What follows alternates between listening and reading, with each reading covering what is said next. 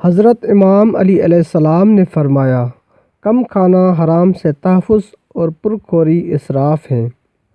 کم خوری بہت سی بیماریوں کو بدن کے پاس نہیں آنے دیتی۔ اکثر ایسا ہوتا ہے کہ ایک لقمہ بہت سے لقموں یا خوراک سے محروم کر دیتا ہے، یعنی بے احتیاطی کی وجہ سے صحت برباد ہو جاتی ہے۔ حرص کے غلبہ کی وجہ سے زیادہ کھایا جاتا ہے، اور حرص کا غلبہ بدترین عیب ہے۔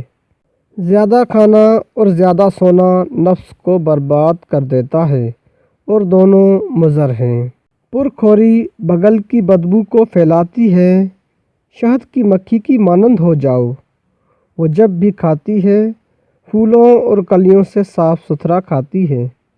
تم بھی پاک اور حلال کھاؤ، اور وہ جب اگلتی ہے تو پاک و پاکیزہ اگلتی ہے، اور شاخ پر بیٹھتی ہے تو اس کو نہیں توڑتی ہے۔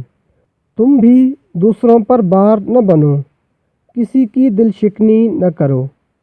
جس نے اپنی خوراک کم کر لی اس کی فکر سنور گئی۔ جو کم کھانے پر اکتفا کرتا ہے اس کی صحت محکم اور اس کی فکر شائستہ ہو جاتی ہے۔ جس شخص کی پوری کوشش اس چیز پر صرف ہوتی ہے جو شکم میں داخل ہوتی ہے تو اس کی قیمت پیٹ سے خارج ہونے والی چیز کے برابر ہوتی ہے۔